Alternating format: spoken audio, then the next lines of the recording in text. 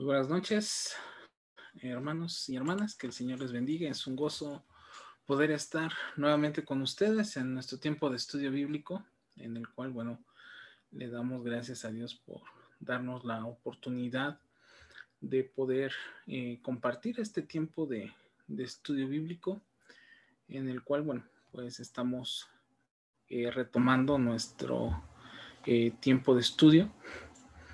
Después de algunas semanas en las cuales estamos, bueno, por situaciones que ustedes ya conocen, habíamos suspendido el tiempo de estudio bíblico, pero bueno, estamos regresando a retomar donde nos quedamos para precisamente avanzar de alguna manera en este tiempo de seguir creciendo en el conocimiento de la fe. Yo le agradezco a cada uno de ustedes la oportunidad que se dan cada jueves. Como decía, después de esta pausa de un par de semanas, estamos retomando el tiempo de estudio bíblico para continuar con este estudio por el Antiguo Testamento. Creo que es un tema muy importante el conocer nuestra Biblia. A veces hemos aprendido versículos, hemos aprendido pasajes completos. En algunas ocasiones tenemos la idea de algunas cosas en la Biblia, pero recordará que en los devocionales de los días miércoles estamos leyendo al pastor Rabí Zacarías, estamos hablando de apologética, y en uno de los pasajes de la Biblia nos dice que tenemos que aprender a presentar defensa de lo que creemos. Y muchas veces hemos tomado la Biblia como muchos elementos, pero no para profundizar, y a veces porque nos da temor. Decimos, bueno, es que, ¿cómo le voy a entender? ¿Cómo la voy a conocer? Ese es el propósito de este tiempo de estudio bíblico. Ahora que vamos a estar mirando el Antiguo y el Nuevo Testamento, iniciamos con una lección, después vino esta pausa, pero bueno, vamos a continuar hablando acerca del marco contextual del Antiguo Testamento. La clase de hoy nos va a dar mucha luz para cuando empecemos a entrar ya de lleno a los libros de la Biblia. Así que yo le doy la más cordial de las bienvenidas. También cabe mencionar, el día de hoy solo estamos transmitiendo por YouTube, ya que hay un pequeño problema con Zoom a la hora de enlazar las cuentas. Por algún motivo, cuando alguien más se conecta, lo que hace es cerrar la sesión. Entonces, por eso es que el día de hoy solo estamos en YouTube. Recuerde usar el chat para mencionarnos quién nos está acompañando el día de hoy. Si tiene usted alguna duda o pregunta referente a la clase, recuerde, puede escribirme directamente a mi WhatsApp, o en algún momento podemos que nos dé la oportunidad de conectarnos nuevamente por Zoom, poder ir disipando todas las dudas o preguntas que vengan alrededor. Y bueno, ¿qué le parece si oramos para pedir la dirección de Dios en este día, para que podamos conocer qué es lo que el Señor tiene para nosotros este día? ¿Le parece si oramos? Padre Santísimo, en el nombre de Jesús, gracias te damos, oh Dios, por tu amor y tu misericordia. Señor, traernos a este tiempo de aprendizaje, traernos, oh Dios, a este tiempo de conocimiento de tu palabra, es también un momento, Señor, de conocerte, de profundizar más, Señor.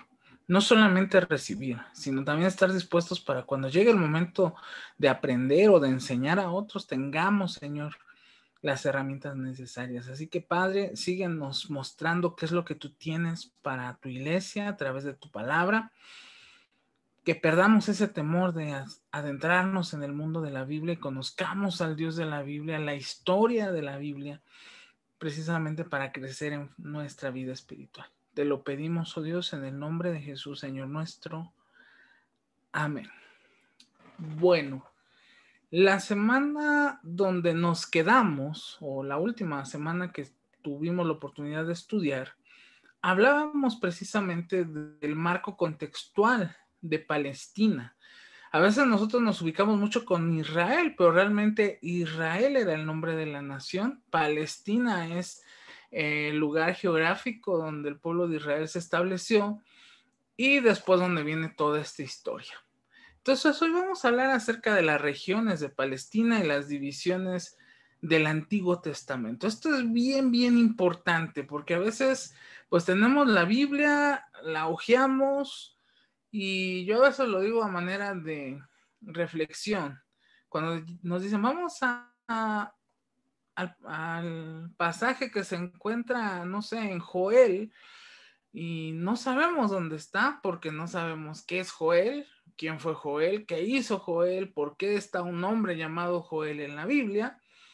Y como él podemos hablar de otros de los profetas menores. Entonces empezamos en Génesis, nos vamos a Apocalipsis, vamos por los evangelios y resulta que tiene una ubicación específica en la Biblia.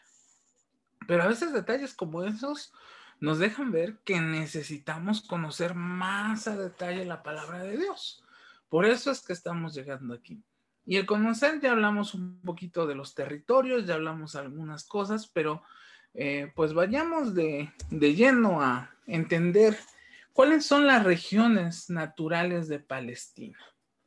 Bueno, recuerde que Palestina ya en la clase anterior poníamos un mapa y veíamos que es un pedacito muy pequeñito hacia el este del mar Mediterráneo o del mar Grande. Y bueno, ahí hay un mapa antiguo de Palestina. Y nos vamos a dar cuenta que Palestina está dividida en 4 regiones naturales. Y usted va a decir, ¿y esto para qué nos va a ayudar? La Biblia tiene geografía dentro de su lenguaje. Y a veces nosotros no le prestamos atención a esas situaciones. Por eso vamos a encontrarnos las 4 regiones naturales de Palestina. La primera es el llano marítimo. Ahorita vamos a hablar más a detalle de ella. Después tenemos la región montañosa central, el valle del Jordán y la meseta de Transjordania. Estos son algunos elementos que están implícitos en la Biblia, están dentro del texto sagrado, pero que a veces por hacer una lectura muy plana, muy somera, dejamos de lado todos estos elementos arqueológicos, geográficos, geológicos del entorno, cuando eso nos puede ayudar precisamente a poder conocer más a detalle el texto sagrado. Un ejemplo, vamos a entrar de lleno a la zona marítima de Canaán. La región marítima de Canaán se encuentra hacia el oeste del territorio, a la orilla del mar Mediterráneo. Si usted ve aquí este mapa que he colocado aquí, tiene algunos contrastes de colores, líneas, y precisamente nos va a mostrar esos detalles, ¿sí? En esta área se incluye la llanura donde los filisteos estaban en el sur, al centro la llanura fértil de Sarón, ¿sí? Por eso le decía, cuando empezamos a conocer esto, vamos a entender en el libro de los Proverbios y en Cantar de los Cantares, Salomón se refiere mucho a la rosa de Sarón. Y a veces pensamos que es como que una clase de planta que se daba en algún lugar, pero decimos, ¿y dónde está Sarón? Bueno, hay una parte dentro de la zona marítima llamada Sarón. Después tenemos la llanura del Arco en el norte, ¿sí? De hecho, por ahí ven una parte en el mapa, en la parte de arriba, hacia Galilea está el Monte Carmelo y hacia arriba está precisamente el Arco Norte o el Aco Norte.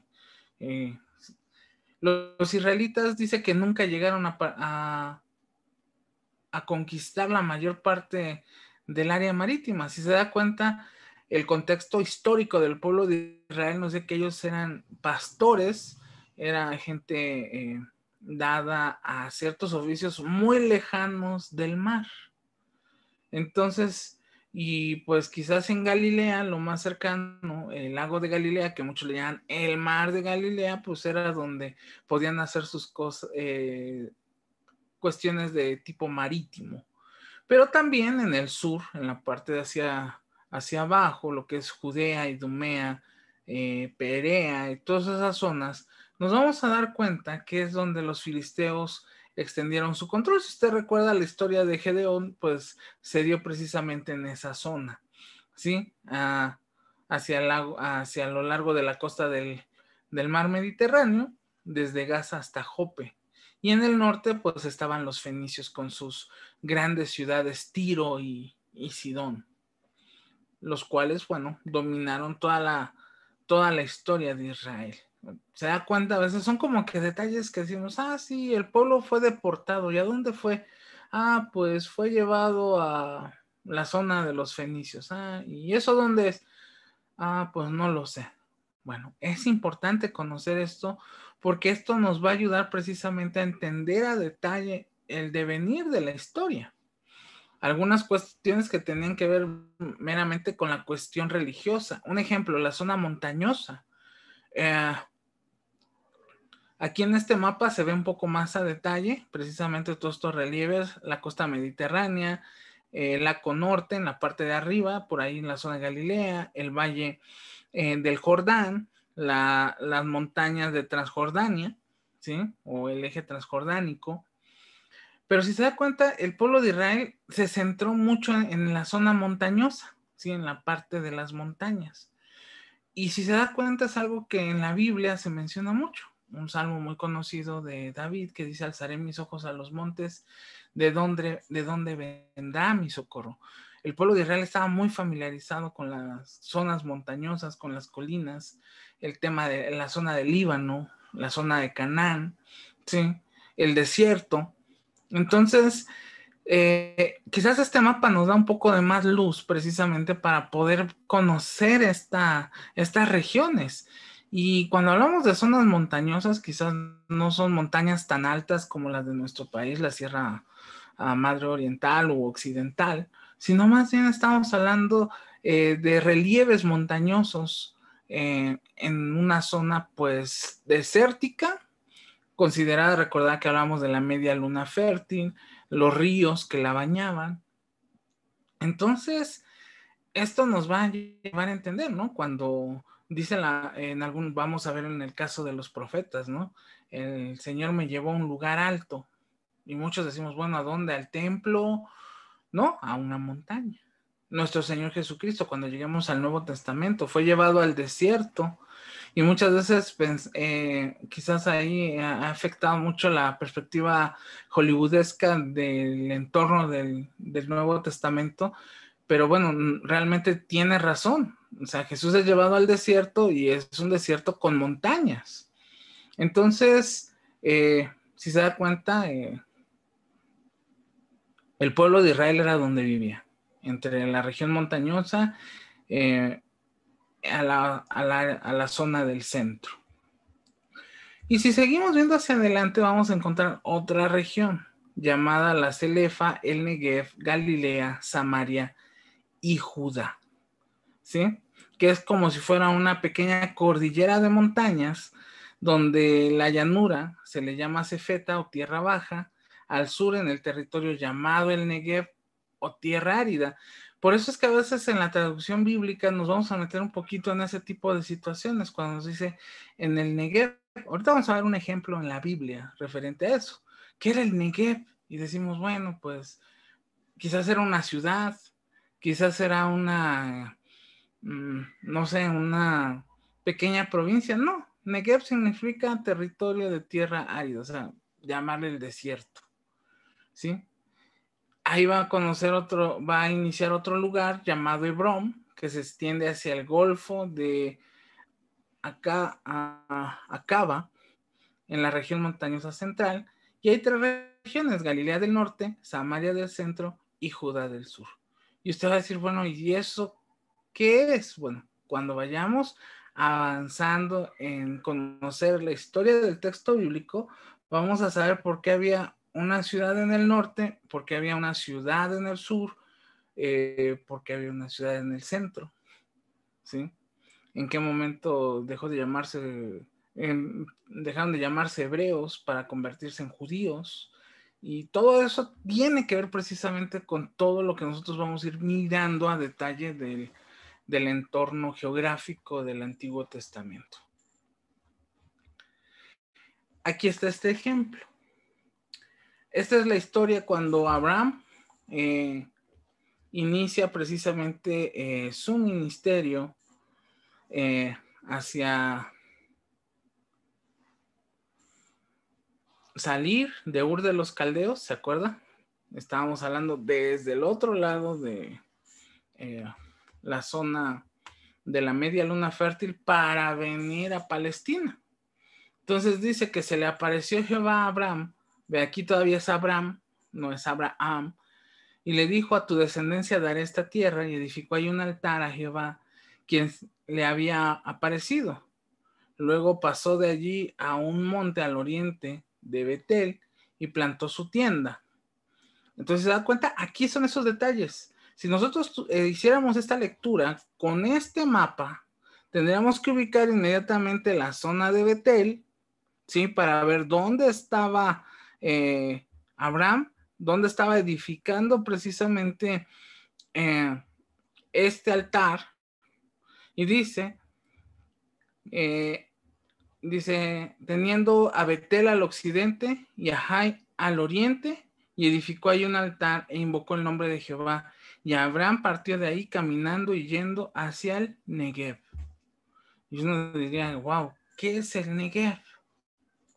¿Qué es ese lugar en específico? Bueno, si está entre la zona montañosa, entre Betel, entre Ai, y dice que camina hacia el Negev, bueno, pues estamos en la zona montañosa y se va dirigiendo hacia la zona del desierto.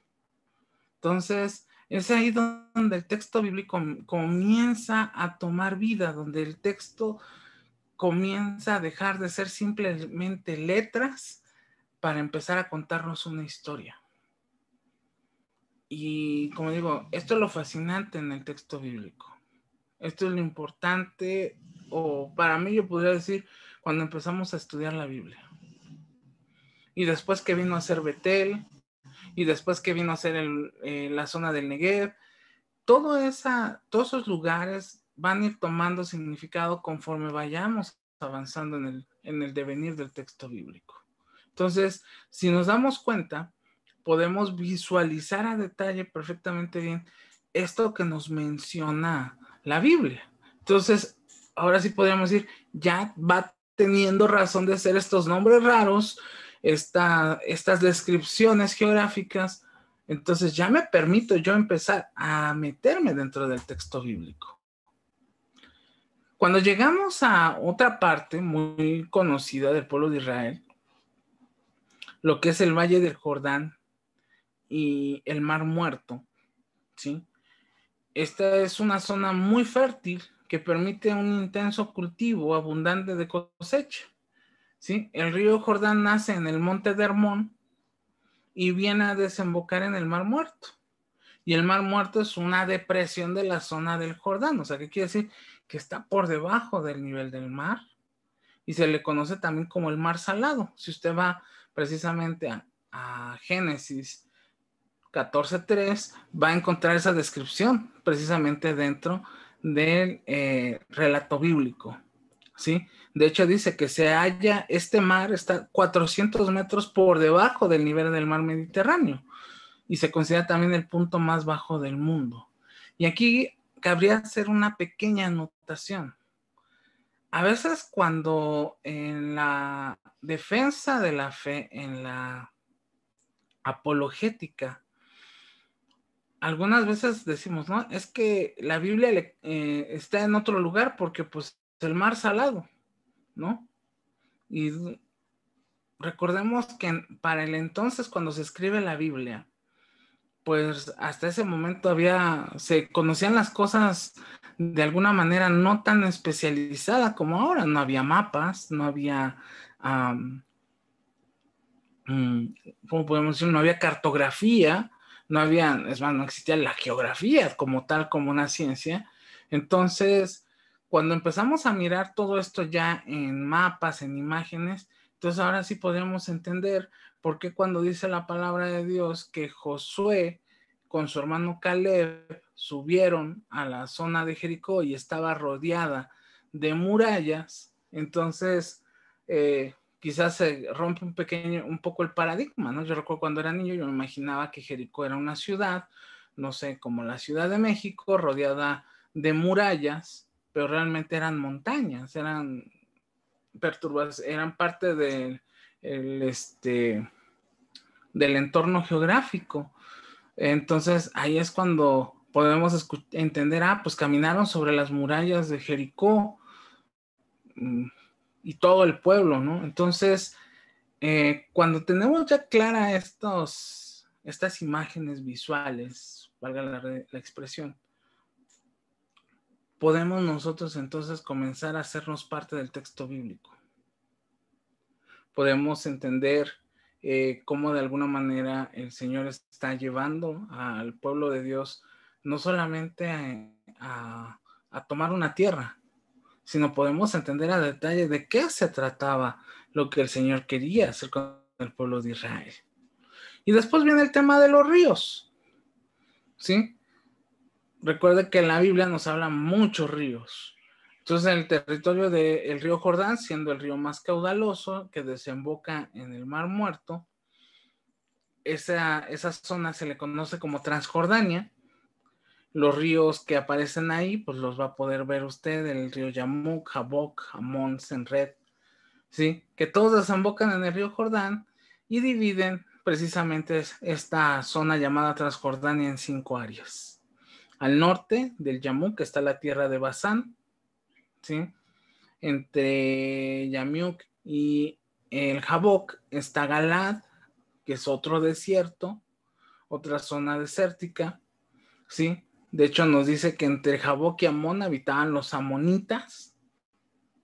Entre el Arnón y el Sered estaba el reino de los moabitas. ¿Se acuerda quién viene de la familia de los moabitas?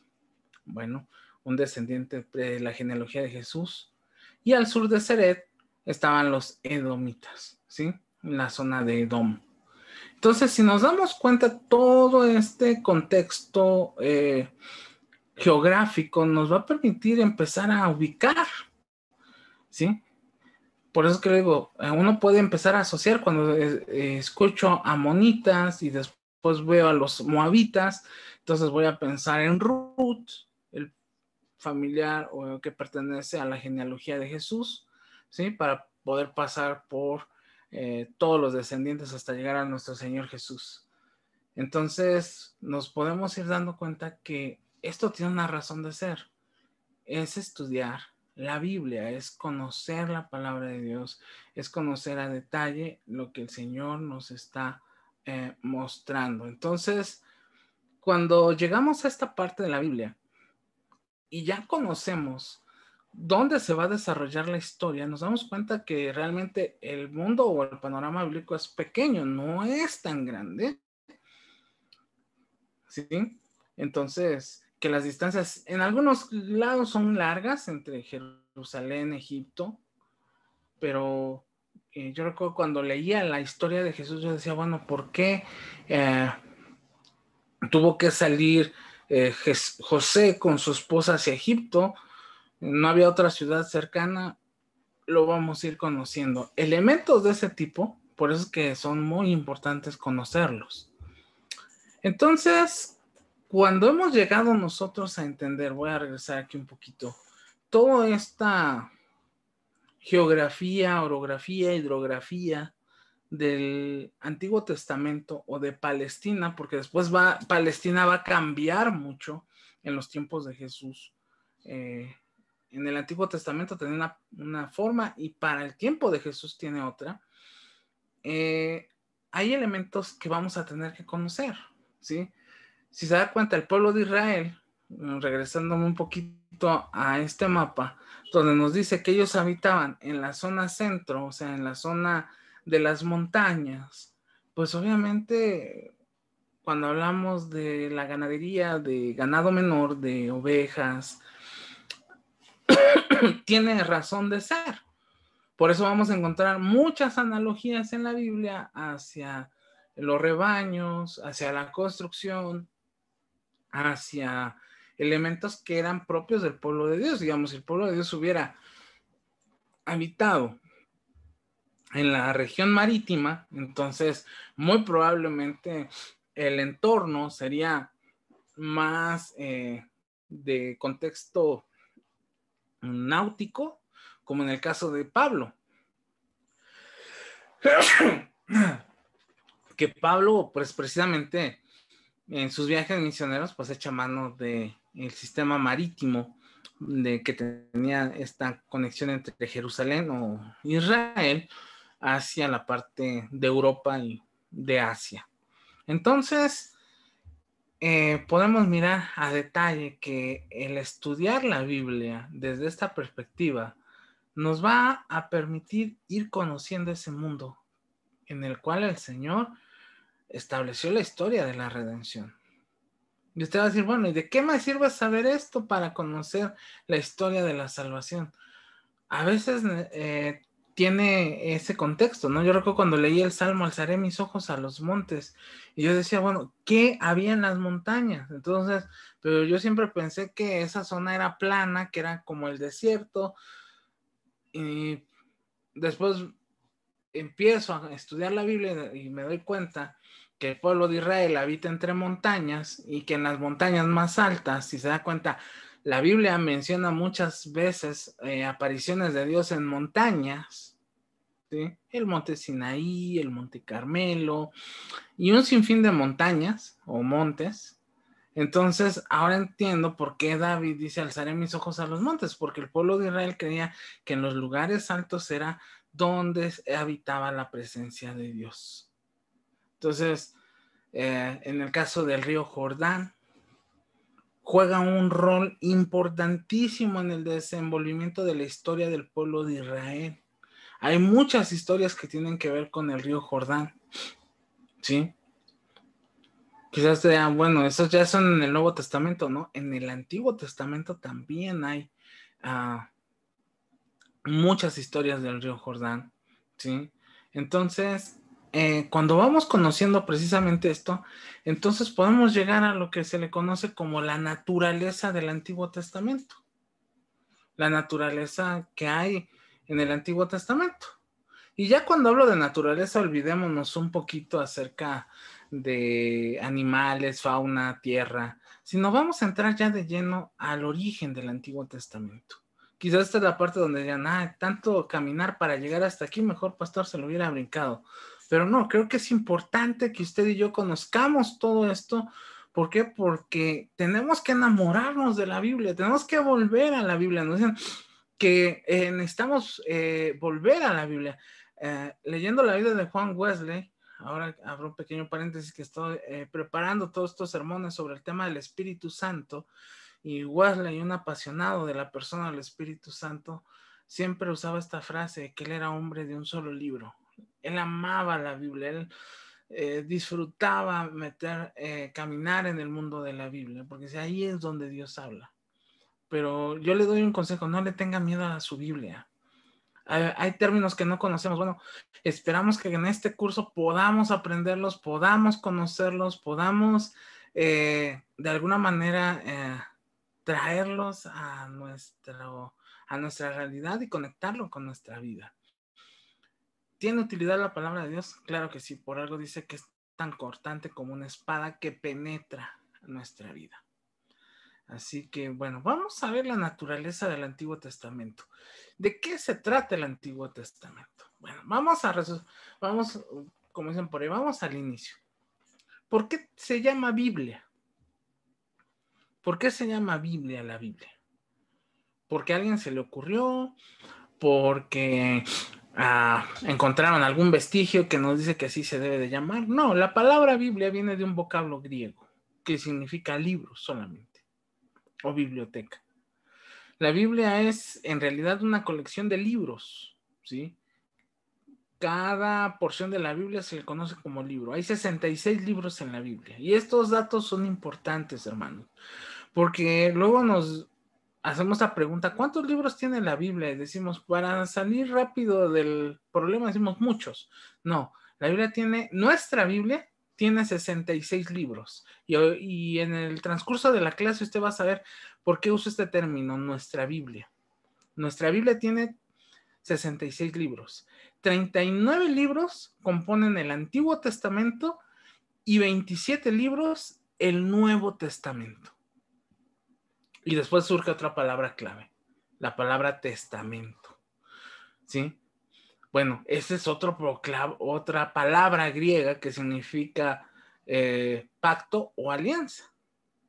¿Sí? Realmente nosotros testamento lo tenemos más como legado, como algo que se da, pero en el griego la palabra testamento significa pacto o alianza.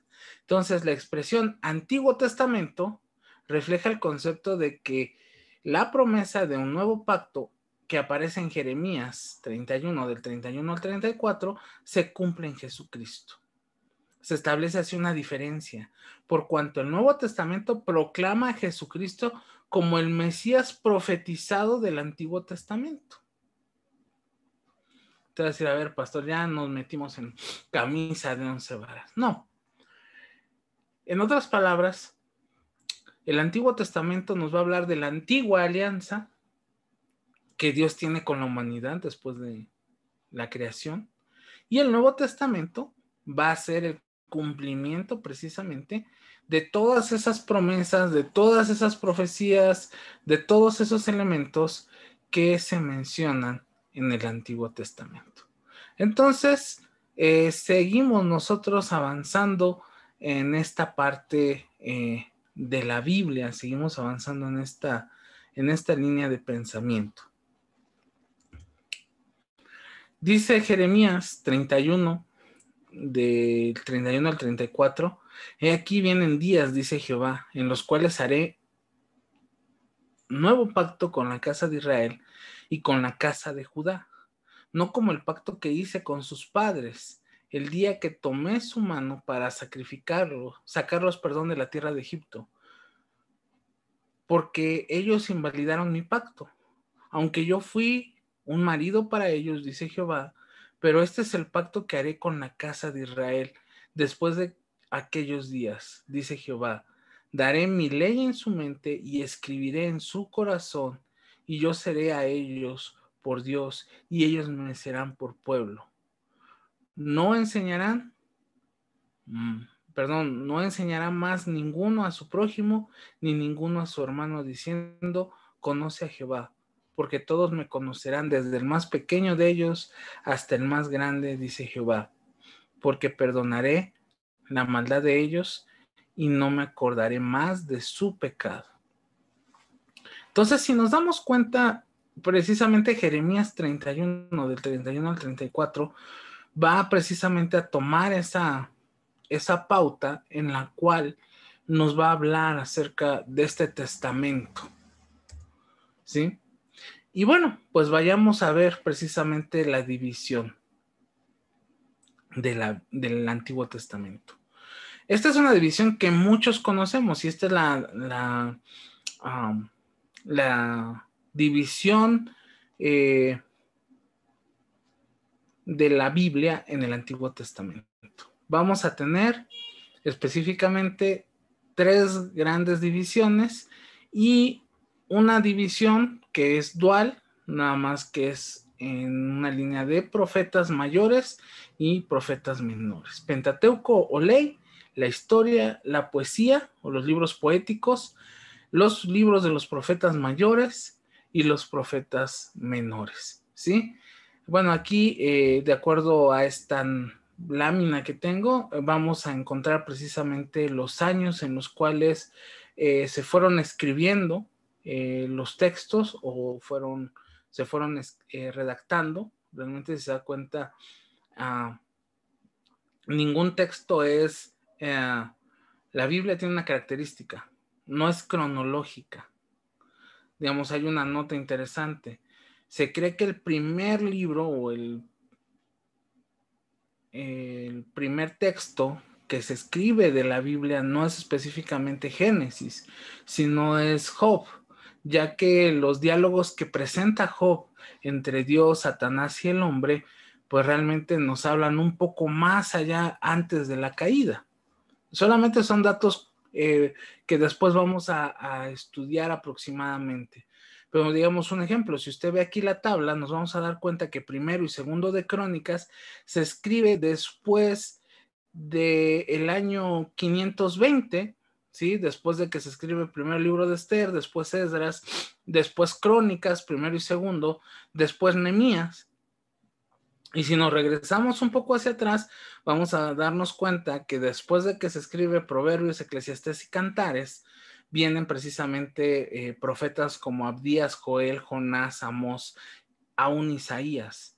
Entonces, para llegar al año cero, acuérdense que el año cero es precisamente el nacimiento de nuestro Señor Jesucristo. Entonces, antes de Cristo, los años van de 0 a 1500, que es más o menos el tiempo que se tiene el relato bíblico, pero entonces vamos a descubrir o vamos a conocer un poquito cómo es que se da este acomodo. Pero este es el acomodo de nuestra Biblia, la nuestra, la que usted y yo leemos constantemente. Entonces, cuando llegamos nosotros al conocimiento del texto bíblico, yo tengo que saber cómo está dividida la Biblia y por qué tiene esas características. Si da cuenta, está agrupada de una forma, pero su escritura fue de otra. Entonces, más adelante vamos a recuperar esta lámina para que ustedes precisamente la puedan conocer y la puedan tener ahí si la quieren imprimir o estudiar a detalle. Y llegamos a algo que se le conoce como el canon del Antiguo Testamento. El canon del Antiguo Testamento. Y seguimos con las palabras raras. Ya nos metimos con Testamento, con Biblia, y bueno, ahora llegamos al canon del Antiguo Testamento. ¿Qué es el canon del Antiguo Testamento? Bueno, la palabra canon proviene de un vocablo griego que significa regla, lista, o lo que sirve como una norma o un modelo para otras cosas. Ahí usted ve una imagen de un canon, ¿sí? De una vara de medir, una caña de medir, que precisamente es su raíz más antigua en el texto bíblico, que la palabra canon no solamente es vara, sino caña de medir. Y con esta caña se medían muchas cosas. El pueblo de Israel medía un sinfín de cosas. A un ejemplo, ese era como el metro, o la unidad de métrica, con la cual ellos sabían qué era lo que tenía que medir ciertas situaciones. Y en el Antiguo Oriente se usaban estas cañas como varas de medida. Y para nuestro estudio usaremos la palabra canon para referirnos a los 66 libros que conforman el texto bíblico. O sea, las reglas, canon significa las reglas que tiene que cumplir un texto en la Biblia para poder estar en la Biblia. No crea que nada más es, bueno, vamos a poner salmos, vamos a poner otros textos, sino específicamente nos vamos a dar cuenta que tiene un porqué cada texto bíblico.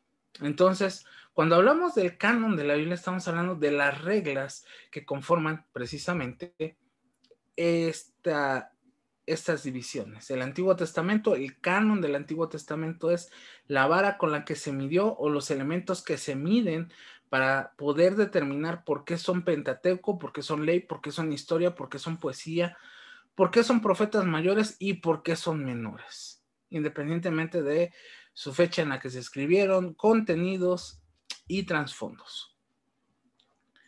Antes de ir al canon del Antiguo Testamento, necesitamos llegar a cómo se formó ese canon. Bueno, déjeme decirle, la Biblia tal como la tenemos no existe así.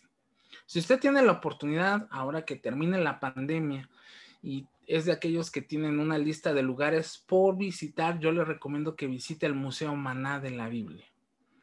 El Museo Maná de la Biblia tiene precisamente, se especializa en todo este tema sobre el texto bíblico. Y bueno, va a encontrar que la Biblia, o lo que conocemos como Antiguo Testamento, no sé, ya los hebreos o los judíos no lo conocen como Antiguo Testamento, tiene otro nombre. Ahí tiene usted una portada, se le conoce como Tanaj. Quienes ya estuvieron conmigo tomando clases con los jóvenes específicamente hemos hablado de esta famosa palabra Tanaj, tan interesante, pero vamos a ver de qué se trata. Nosotros conocemos que el Nuevo Testamento tiene 5 divisiones, ¿sí? 3 grandes divisiones y una más en profetas mayores y menores, ¿sí? Bueno, el pueblo de Israel, o específicamente los judíos, ellos, en lugar de tener la cantidad de libros que nosotros tienen una división diferente, ¿sí? Para ellos, esas 5 grandes divisiones del Antiguo Testamento son diferentes, ¿sí? Los judíos dividían las Sagradas Escrituras solamente en 3 partes, ¿sí? O sea, los judíos agruparon las Escrituras en 24 libros y los dividieron en 3 partes principales. La Torá, que son los libros de la ley, los profetas, o los escritos, o las escrituras. Y ahorita vamos a ver esto que es Tanaj, ¿sí? Y esta triple división de las escrituras hebreas refleja precisamente la formación del canon bíblico.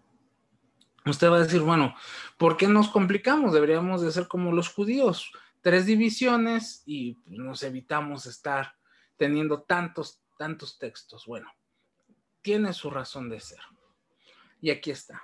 La palabra Tanaj es un acrónimo hebreo, ¿sí? Que si se da cuenta, la escritura hebrea es muy diferente a la nuestra, pero son 3 palabras propias del idioma hebreo. La primera es Ketuvim, ¿sí? Que se traduce como escritos. Entonces, de ahí viene el nombre de Sagradas Escrituras, ¿sí? Por eso es que la Biblia también la conocemos como las Sagradas Escrituras.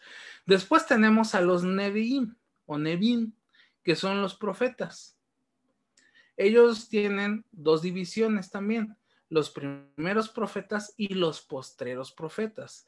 Si se da cuenta, ahí tenemos como que estos elementos que van ayudando a conformar el canon de nuestra Biblia. Y después tenemos la Torá, que para ellos es la instrucción, el precepto o la ley, lo cual se conoce como el Pentateuco. Por eso cuando leemos en la Biblia, y no se apartará de tu boca este libro de la ley, no se está refiriendo solamente a los 10 mandamientos. Ojo, se está refiriendo a los 5 libros del Pentateuco. Por ahí nuestra hermana Almita, en la iglesia infantil, hablando acerca de el crecimiento de Jesús o de la niñez de Jesús, les hablaba a los niños de un evento que se le conoce como el Bar Mitzvah, donde se hace esa separación de la niñez a la vida joven o adulta, donde uno de los requisitos para poder celebrar esta fiesta o esta celebración es que el niño tiene que aprenderse la ley. Y uno dice, pues bien fácil, 10 mandamientos. No, tenía que recitar de memoria el Pentateuco. ¿Sí? Tenía que recitar, no era algo sencillo.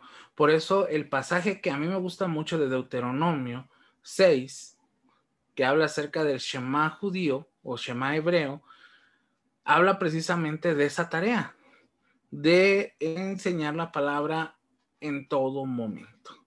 Entonces, si usted se da cuenta, ya ahora la Biblia deja de ser solamente un libro, sino se vuelve en una gran biblioteca que, si lo vemos desde el lado hebreo, pues nos ayuda a entender un poquito más, pero tiene más luz cuando este canon se va desarrollando. Y vamos a ver a detalle un poquito esto. La Torá o la ley.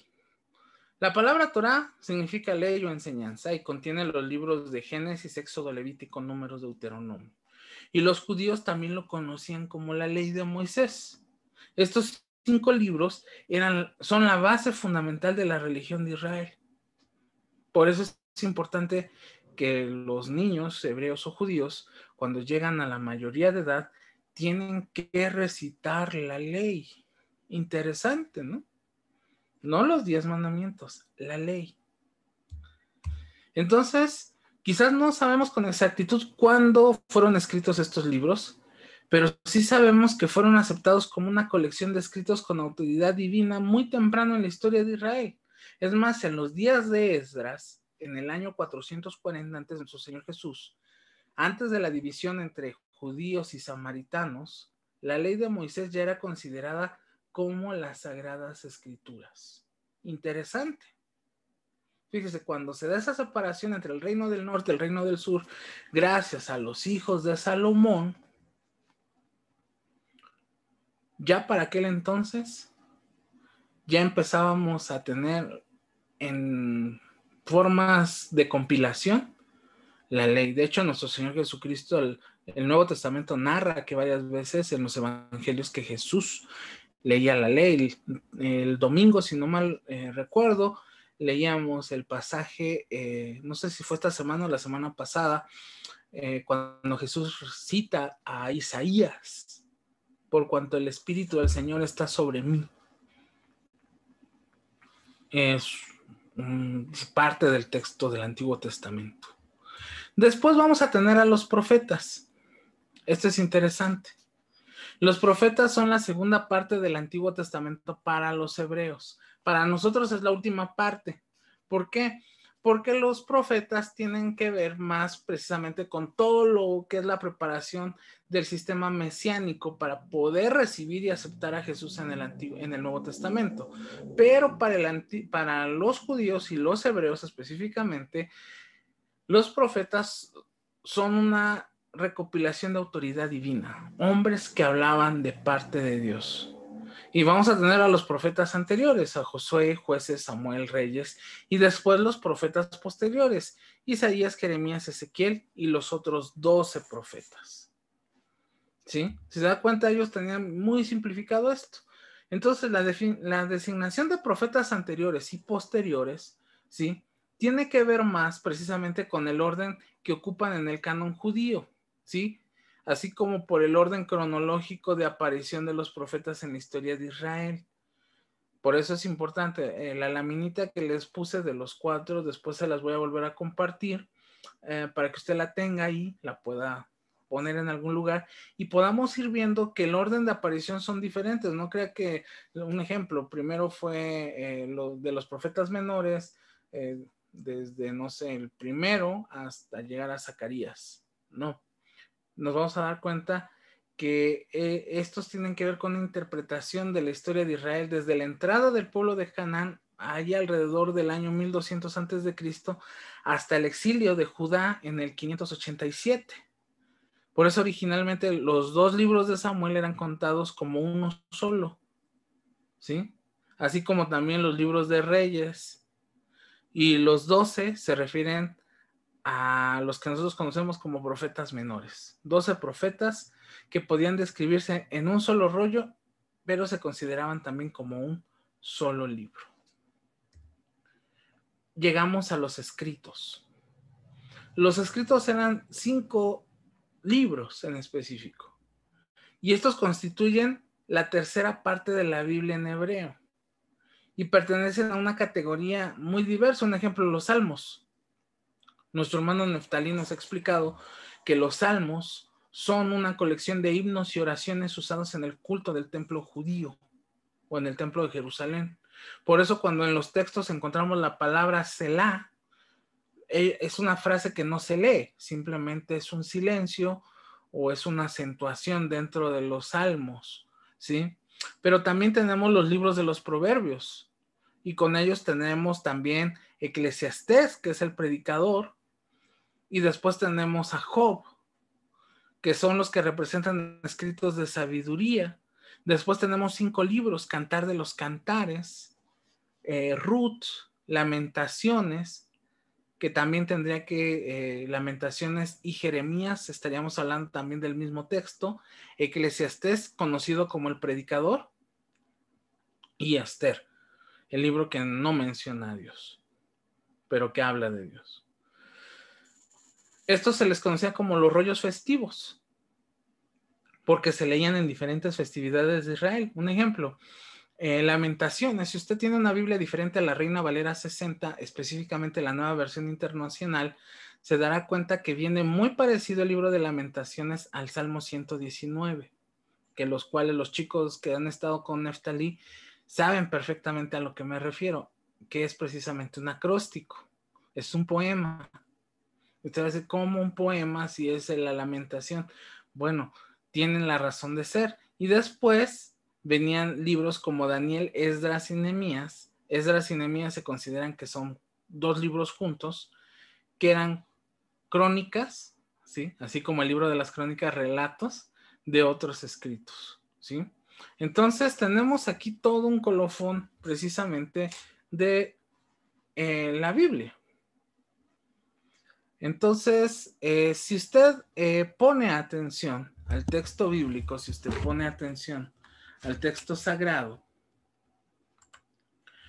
nos vamos a dar cuenta que precisamente la mayoría de los libros del Antiguo Testamento son citados en el Nuevo Testamento. Tienen una razón de ser en el texto bíblico. Tienen una razón de ser en el relato del texto que estamos nosotros de alguna manera conociendo o que estamos detallando para efectos de nuestro estudio, ¿sí? Entonces usted se puede dar cuenta que estamos hablando de una serie de situaciones que nos llevan precisamente a conocer la palabra de Dios a detalle. Entonces, cuando miramos nosotros estos elementos en los cuales estamos conociendo el texto sagrado, cuando estamos nosotros mirando a detalle, ¿sí?, el texto bíblico, entonces tendríamos nosotros que llegar a este punto en el cual tanto cristianos como hebreos o judíos tenían esa responsabilidad de la lectura detallada del texto bíblico. Entonces, al mirar en detalle cada una de estas dos o de estos elementos del texto bíblico, entonces viene a nosotros esta pregunta: ¿cómo es que la Biblia viene a tomar este elemento o viene a tomar estos elementos en los cuales cada uno de nosotros podemos interactuar con él? ¿Sí? ¿Cómo es que nosotros con el texto bíblico podemos tener esta interacción para poder de alguna manera conocer a detalle qué es lo que la palabra del Señor tiene para nosotros? Entonces, cuando miramos a detalle el texto bíblico, cuando miramos a detalle estos elementos de la palabra de Dios, entonces podemos nosotros mirar cómo es que la Biblia se va a tornar como ese elemento vivificador para cada uno de nosotros. Y llegamos a un momento clave de la historia bíblica, que es precisamente el concilio de Jamnia. Este concilio es precisamente donde se acuña el concepto del canon, o específicamente del canon hebreo, o del canon del Antiguo Testamento, perdón, en el cual pues vamos a mirar nosotros a detalle cómo es que la Biblia va a cumplir ese propósito, va a venir a desarrollar este par de elementos en los cuales vamos a descubrir o vamos a adentrarnos a detalle en cómo se conforma el canon. Bueno, Jamnia es una ciudad de Palestina donde un grupo de rabinos y otros líderes religiosos judíos se reunieron precisamente para poder hablar acerca de lo que es el canon bíblico, la conformación del canon bíblico, ¿sí? El cual pues precisamente muchos nos preguntamos o tenemos esta duda con respecto a cómo el pueblo de Dios, o cómo más bien los judíos de aquel entonces tomaron precisamente esta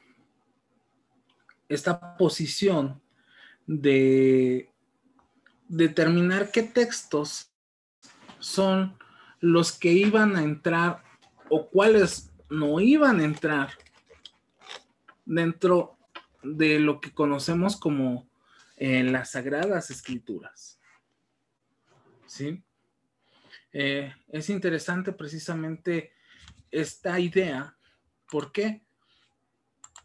Porque de lo contrario, entonces nosotros estaríamos preguntándonos o estaríamos más bien cuestionándonos cómo es que llegamos a este punto. Bueno, o quién determinó si esto hace que el texto pierda la idea de santidad o pierda lo sagrado. No, realmente entendamos que en el contexto, después de 90 años de que la irrupción mesiánica de nuestro Señor Jesucristo, un grupo de rabinos judíos querían saber o querían ponerse de acuerdo de qué manera deberían tener esta compilación de rollos, porque acuérdense que el papiro se deshace, la piel se pudre, entonces era necesario determinar cuáles libros podían considerarse que tenían una autoridad divina. Por eso esa idea de la vara de medir, ¿sí? El canon. O sea, tuvieron que poner pautas, parámetros muy específicos para que ellos dijeran cuáles son los libros o cuáles son los rollos que se tienen que considerar como con una inspiración, y pusieron una serie de reglas, así como la que conocemos que pusieron los apóstoles para nombrar al 12º apóstol, en el caso de cuando Judas se fue y se ahorcó. Entonces llegan ese mismo sistema de poner parámetros, si menciona a Dios, si menciona una manifestación de Dios, si hay evidencia del autor, elementos de ese tipo eran los que se pusieron en esas cañas y pues se iban poniendo, a ver, este libro sí, entonces pasa de este lado, este libro no. ¿Por qué? Porque las sinagogas empezaban a usar todos los textos que encontraban, toda la serie de textos que pudieron haber encontrado, pues los ocupaban precisamente para la lectura del texto sagrado. Entonces, cuando hablamos de la conformación del canon, el concilio de Jamnia, se trataba de determinar cuáles libros podían considerarse como con autoridad en asuntos de la fe para la comunidad judía. Y Dios usó la decisión de estos eruditos judíos para propósitos divinos, para la conformación del canon del Antiguo Testamento. Y así es precisamente como quedó cerrado el canon del Antiguo Testamento. ¿Sí? Y vamos a terminar esta noche precisamente con esta pregunta que muchos hermanos me han hecho. Y no hablo solamente de aquí de la iglesia, sino en muchos lugares. ¿Por qué hay más libros en otras Biblias? Quizás usted, los que vienen de un trasfondo católico romano, la Biblia latinoamericana tiene más libros que nuestra Biblia. Versiones como la Dios habla hoy tiene más libros que la nuestra, la Biblia de Jerusalén, y otras versiones de la Biblia tienen más libros de la Biblia. Bueno, la Iglesia Católica Romana sigue un canon diferente. Acuérdense que la Iglesia Católica Romana tiene sus orígenes en Constantino, el primer papa de la iglesia, y él determinó no apegarse a las reglas precisamente del concilio de Jamnia, porque ellos decían, bueno, nosotros somos de Cristo, no tenemos nada que ver precisamente con el pueblo hebreo, aunque esos libros extra deuterocanónicos o apócrifos o ocultos, pero realmente el nombre correcto es deuterocanónicos fuera del canon, ¿sí? No son apócrifos, y abro aquí un pequeño paréntesis, no es que sean apócrifos porque no aportan nada a la fe, sino que son más bien libros de carácter histórico, que de alguna forma nos sirve leerlos, pero no van a tener una aportación esencial. Un ejemplo, el libro de sabiduría. Muchos de nosotros nos preguntamos acerca de las fiestas de los judíos. Bueno, si usted quiere conocerlas a detalle, yo le invito a que lea el libro de sabiduría o el libro de eclesiástico, ¿sí? El libro de Baruch. Baruch era el escribano de Jeremías, y él también hace una aportación con lo que él vivió, ¿sí? De hecho, va a encontrar el nombre de Baruch dentro del texto de Jeremías, pero no tiene ninguna aportación, ¿sí?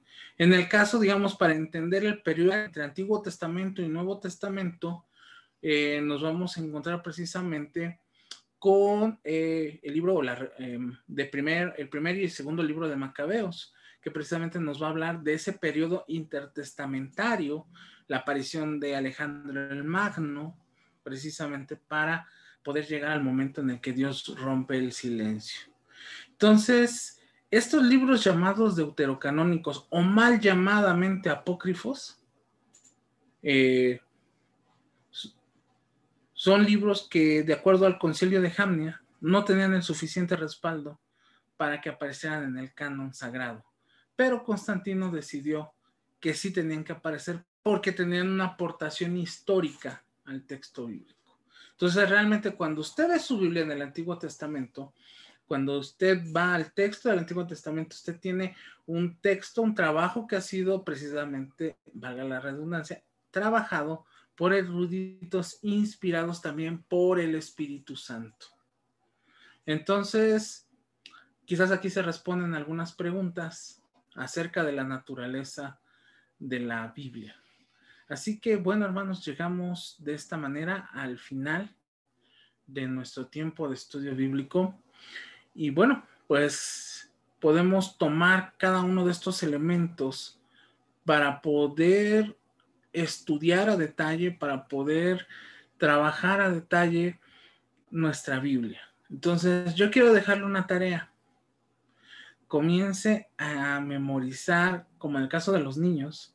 Usted va a decir, pero yo ya estoy grande. No, en serio, hermano. Yo le invito a que comience a memorizar los libros de la Biblia.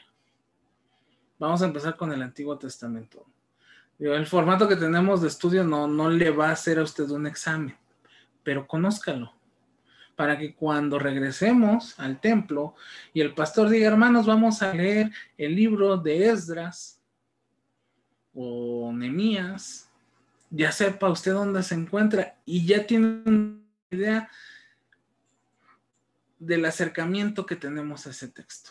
Así que bueno, hermanos y hermanas, vamos a dejar aquí nuestro estudio.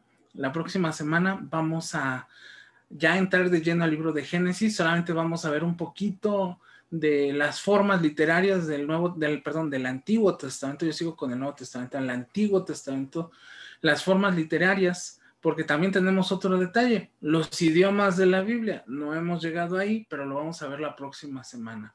Así que yo le invito a que siga usted estudiando su Biblia, no le tenga miedo. La Biblia cuenta la historia de Dios y de todos nosotros, y la historia de la más importante de todas las historias, la redención de la humanidad. Así que es importante que la conozcamos. Bueno, hermanos, hasta aquí vamos a detener nuestro estudio. Gracias por conectarse, gracias por apartar este tiempo, y bueno, la próxima semana vamos a hablar un poquito acerca de los idiomas de la Biblia y vamos a entrar ya de lleno a Génesis. Vamos a empezar a empaparnos acerca de este caminar por el Antiguo Testamento. Así que, ¿qué le parece si oramos para terminar nuestra sesión de este jueves de regreso al tiempo de estudio bíblico? Así que vamos a Vamos a orar. Padre Santísimo, en el nombre de Cristo, gracias te damos por la oportunidad que nos da, Señor, de llegar hasta este tiempo. Después de esta pausa, Señor, queremos seguir alimentando nuestro espíritu, queremos seguir alimentando nuestra vida para, Padre Celestial, seguir creciendo en gracia y en sabiduría. Así que Dios Todopoderoso, te pedimos, Señor, que te quedes con nosotros, que tu mano poderosa nos acompañe y que sigas estando en la vida de cada uno de nuestros hermanos. Dios bendito, quédate con tu iglesia. En el nombre precioso de Cristo Jesús te damos gracias, oh Dios. Amén y amén. Bueno, hermanos, llegamos al final de este tiempo. Que el Señor le bendiga, que el Señor le guarde, sígase cuidando y bueno, nos vemos en la próxima ocasión de nuestra iglesia en casa. Recuerde, el domingo nos vemos para seguir hablando acerca del Espíritu Santo en la vida de la iglesia. Que el Señor le bendiga, Dios le guarde. Bendiciones.